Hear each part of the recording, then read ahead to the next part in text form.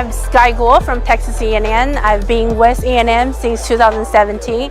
It was great to work with E&M communities. And today I'm at ITE. This is not the first ITE I am, so I'm excited to present my work here. This poster program that I'm presenting here is related with vulnerable road users, and it was how we can study them in order to enhance the safety in the communities. Vulnerable road user in here is about pedestrian, bike, and e-scooter, and all kinds of people that are traveling in the road that without the shell.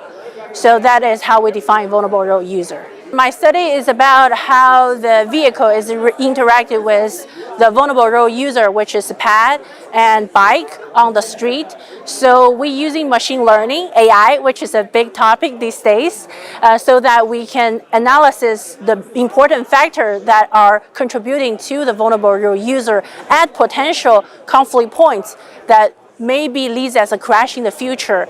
And this study is more like a pre-crash study. You don't see the crash happening yet, but you study using the data so that you can understand the safety points at the intersection. There's a lot of data these days in transportations. There are data that, like my study, that is external to the intersection, paying the camera at the intersection so it can see all the vehicles and the pedestrian bike that is traveling at the intersections. On the other point, there are data that inside of the vehicles or the cell phone that is using by the people of vulnerable road user these days. So we can all analyze those data to enhance safety these days. There are data around us every day, and there are companies, technology companies that work with city engineers to enhance the safety. There are a lot of safety countermeasures that the engineer or the university do to help the cities and help the communities. For example, we put in different signal phase so that we can make sure that the pedestrian and bike are using at the intersection are safe. We put on pavement signs to improve the safety at certain dangerous locations so that the users or even the disability people can advance their safety at the intersections. One important factor that come out from my safety paper these days is about who comes first at the intersection, at the conflict point. Sometimes pedestrians were the first that come at the intersection. Some are the vehicles. That make a major difference in terms of how we study the safety at the intersections. I would suggest for the future researchers to separate those two kinds in order to provide more advanced safety countermeasurements. So one thing that I've talked about is the critical point. And critical point is different from crash. Crash happened after mass, but critical point happened before it. So here I studied the vehicle-to-vehicle crash with City of Bellevue at these locations. And TransSolve Solution is a company that helping us to process the data.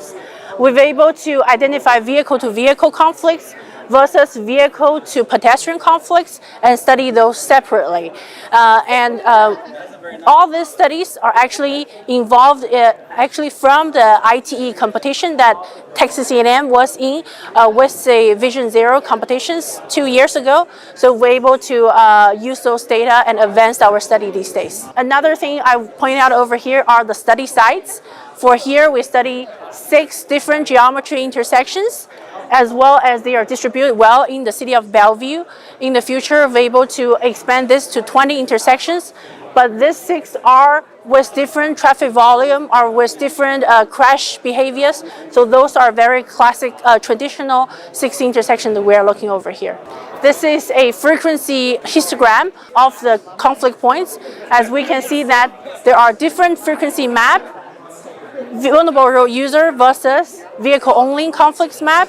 So you can see that these two are different. So when you study vulnerable road user, you have to have a different kind of angle compared to when you study the vehicle-only conflicts. Results is line over here.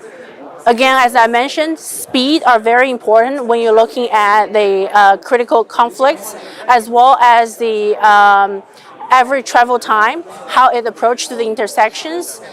We also take a look at who comes first at the intersection, as I mentioned before, if it's a pedestrian first, bike first, or the vehicle first. Those are making a major contribution for the studies. So we do need to take a look over those factors.